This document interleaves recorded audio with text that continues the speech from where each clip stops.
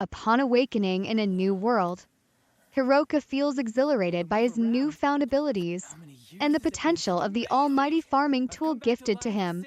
He starts exploring the dense forest and realizes he must adapt to his new environment while establishing a base.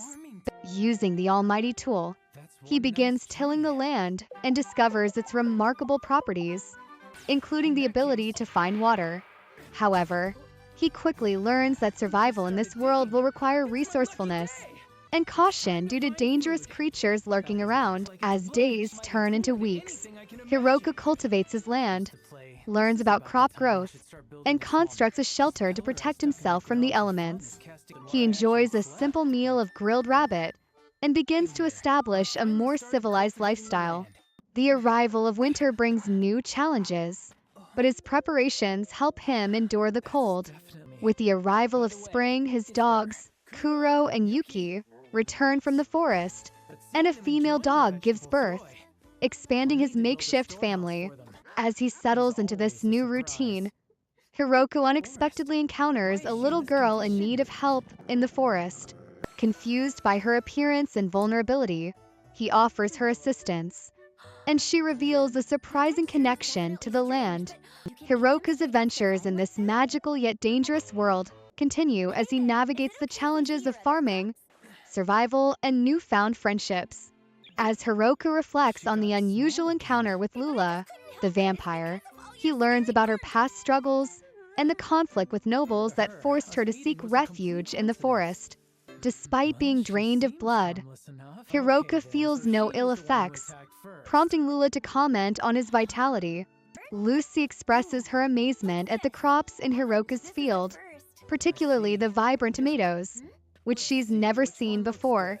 The two bond over farming, and Hiroka reveals his intentions to grow sweet potatoes next. Lula's sudden proposal to stay with Hiroka leaves him surprised yet contemplative about loneliness. Their conversation evolves into a lighthearted exchange about their unexpected relationship, leading to an agreement for her to live with him. As they settle into this new arrangement, they are joined by Tia, who introduces a group of high elves looking for a new home. The elves share their tragic backstory, and Hiroka welcomes them to live on his farm, expanding the community. They quickly start to assist with the farm work, showcasing their skills, which impresses Hiroka and enhances the efficiency of their agricultural efforts. The daily life of farming in this new world becomes richer and more fulfilling as relationships deepen and the community grows. As Hiroka discusses the construction of a furnace to melt iron, Hiroka expresses surprise at their ability to build such advanced tools. Together, they assemble a smithing workstation and begin hammering the melted iron. Excitement fills the air as they realize they are advancing their skills and technologies. Hiroka acknowledges the challenges of his long wandering, but is grateful to have found a community. Lu shares her joy at being part of this group, which leads them to consider baking bread with the newly processed flour. As they savor the freshly baked bread, Hiroka dreams of expanding their wheat fields, although concerns arise about the land's ownership. With reassurance that they have claimed the land through their labor, they continue to build their farming community. As they reflect on Hiroka's surprising abilities, Tia comments on his lack of knowledge about the world. Hiroka decides to ask Leah and the elves for help on the waterway construction, leading to a collaborative effort to improve their irrigation. With the elves' assistance, they make significant progress on the waterway that will simplify their farming endeavors. They later discuss fishing, noting the presence of dangerous fish in the area. Despite some nervousness, they enjoy a delicious meal together, with Hiroka reflecting on the joy of farming and communal cooking. As they wrap up their work for the day, Hiroka expresses a desire to build a bath, prompting excitement among the group. They work together to construct a bath that accommodates everyone, including a system for waste purification using slimes. The group enjoys their first bath together, but Hiroka feels a bit shy. Suddenly, they encounter new elves who wish to join their community, and Hiroka welcomes them warmly. Inspired by the prospect of building homes for the newcomers, the team rallies together, ready to work towards a brighter future, and even considers starting families. As Hiroku offers the newcomers a place to live, they express their gratitude. Haruka proposes they start building a new house. Recognizing the growing community, Hiroka suggests they can help with the construction, eager to make space for everyone. With excitement, Haruka motivates everyone to begin their day's work, playfully hinting at the idea of starting families. Lou enthusiastically agrees, and Hiroka muses on the optimism surrounding their new community. In a reflective monologue, Kuro, previously a lone wolf, recounts how he came to live with humans after a series of misfortunes. He recalls the joy of finding companionship and the surprising kindness shown by Hiroku, who cares for Kuro and his family. With the house finally completed, the group admires their new living space, which embodies their collective efforts and dreams. Hiroku adds personal touches, such as statues of his dogs, symbolizing the warmth of their growing family. As winter approaches, the group prepares for the season by preserving food and ensuring they have enough supplies. Hiroku experiments with cooking, aiming to create a new dish called curry, which excites everyone. After gathering spices, they enjoy the curry together, celebrating the successful meal amidst laughter and camaraderie. With the snow piling up outside, they turn to indoor games for entertainment, building new friendships and enjoying the cozy moments together. As spring arrives and the weather warms, Hiroka plans to resume farming and reflects on the adventures that lie ahead. Suddenly, they notice something ominous in the sky, a mysterious creature approaching, prompting concern for their safety. As the dawn breaks, Hiroku and his friends greet each other, pondering the day's tasks, which include finishing the planting of crops and awakening Zabutin from her hibernation. Suddenly, they notice a massive creature in the sky, leading Hiroka to speculate whether it could be a dragon. Maimi quickly identifies it as a wyvern, causing alarm among the group as they prepare for a possible confrontation.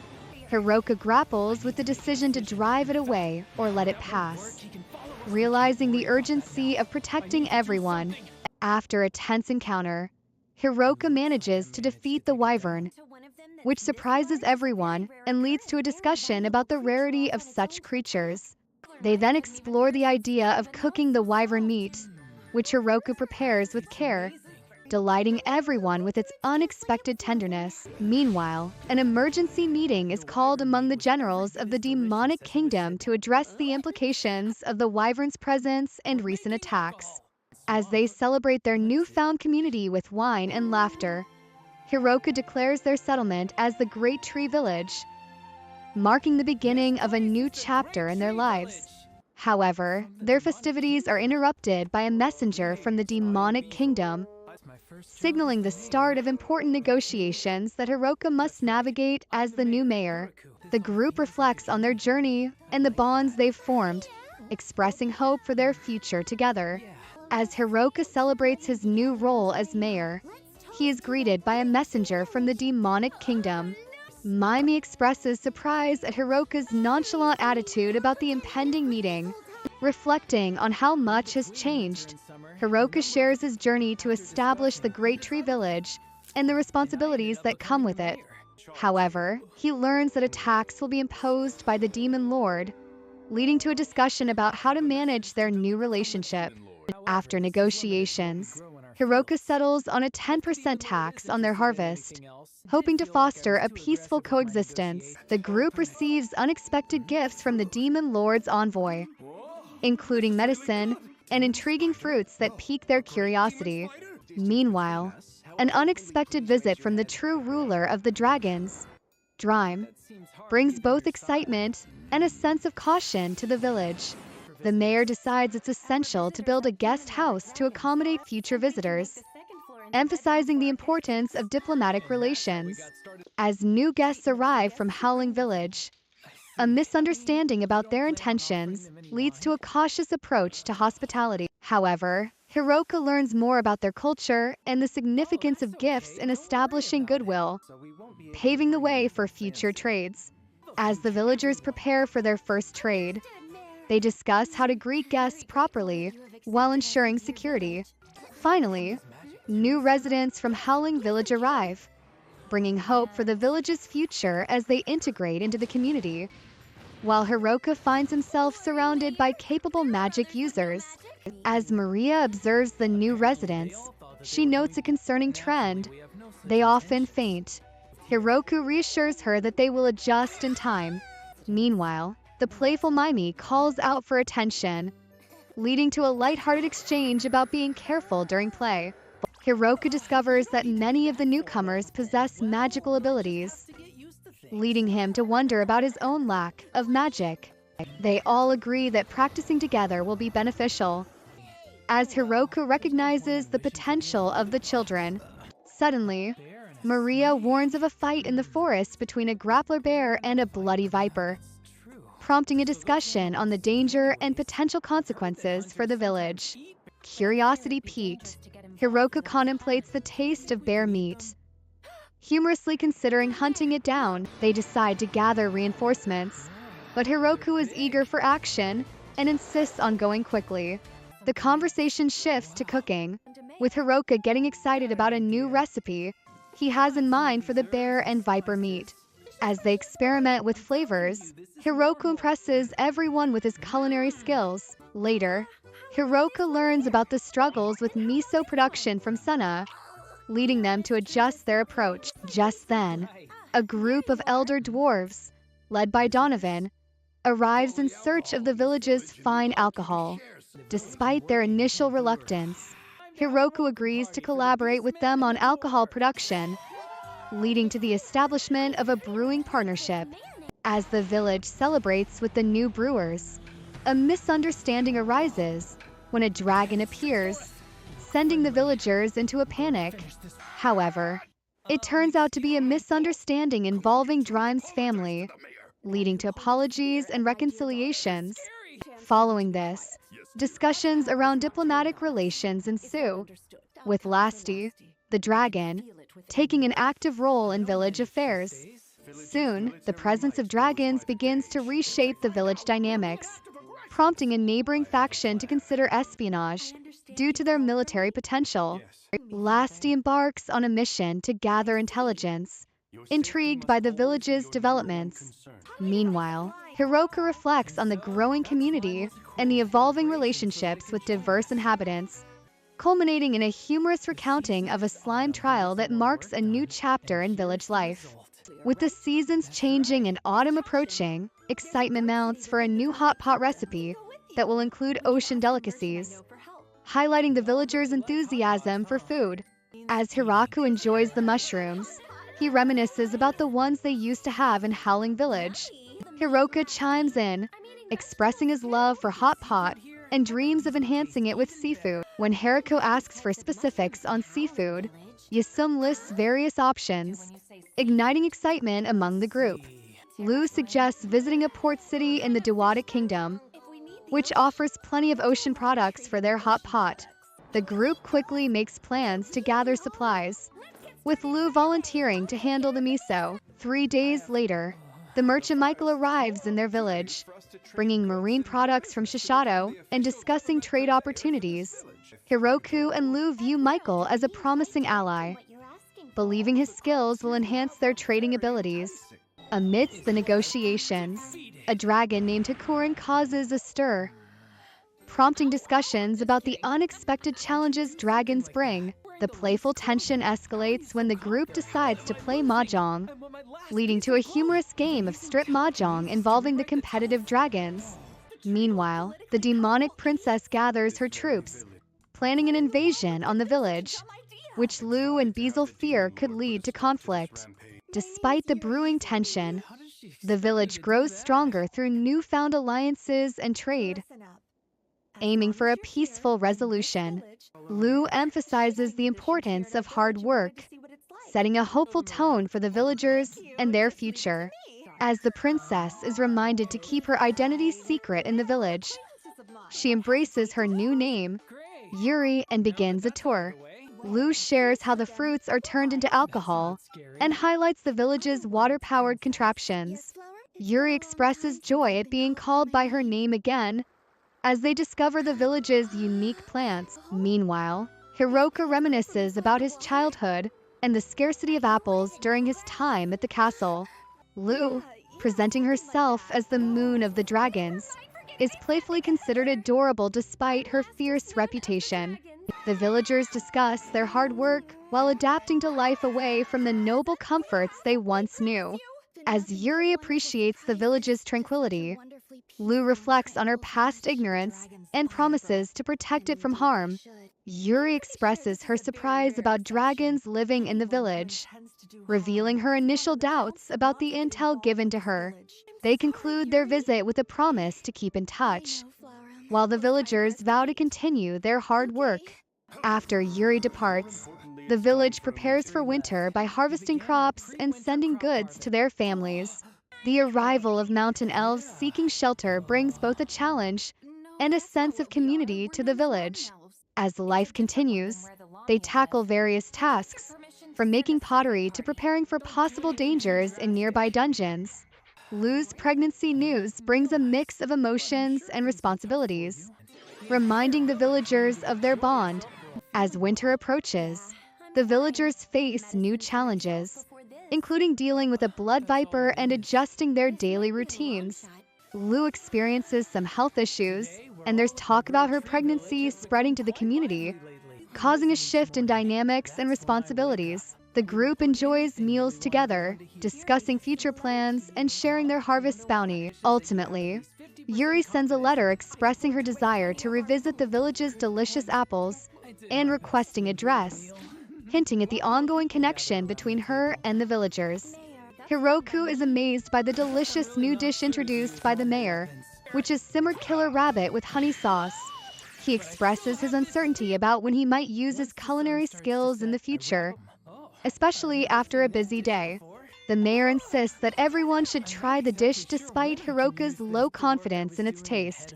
During dinner, they receive a letter from Princess Yuri expressing her fondness for the village's apples and her desire for more dresses.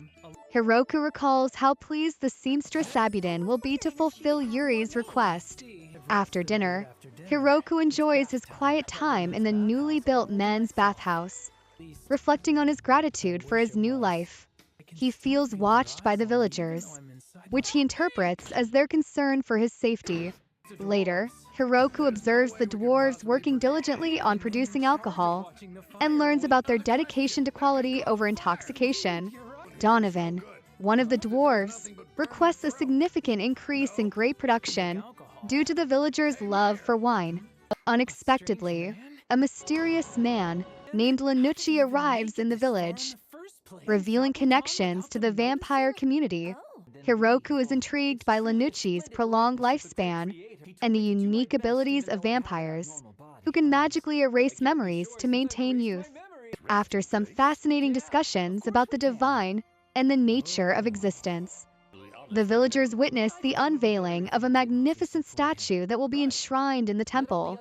As preparations for a celebration begin, the atmosphere grows lively, marking a time of joy and community spirit. However, tensions arise when villagers consider selling their remaining alcohol in solidarity with Lu, who is pregnant and abstaining.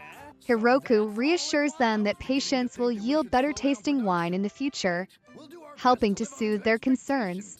The day of Lu's childbirth arrives, and the village comes together to support her, with Hiroka panicking but ultimately feeling fulfilled as he becomes a father to a baby boy named Alfred. Embracing his new responsibilities, Hiroka contemplates establishing a reward system for villagers as thanks for their hard work, aiming to create a sustainable currency for their growing community. As Lu inquires about Hiroka's plans, he reveals his idea for a new reward system involving medals to thank villagers for their contributions to building the community. Hiroku explains that these medals can be exchanged for goods, hinting at establishing a currency in the village. He elaborates that as the village grows, managing resources and transactions directly will become unsustainable. Lu questions the practicality of trading goods directly, prompting Hiroku to stress the need for a standardized value system.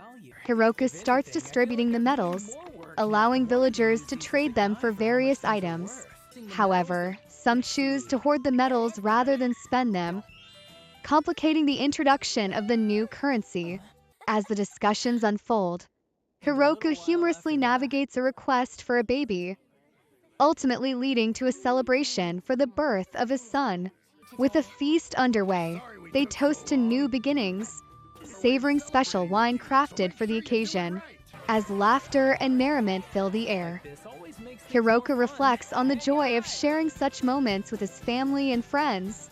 Meanwhile, in another setting, Beazle and Galgardo discuss the implications of the mayor and vampire having a child, and the need for a strategic alliance with the village. Lou then shares a dream about building a new village for those seeking refuge, garnering support from the group.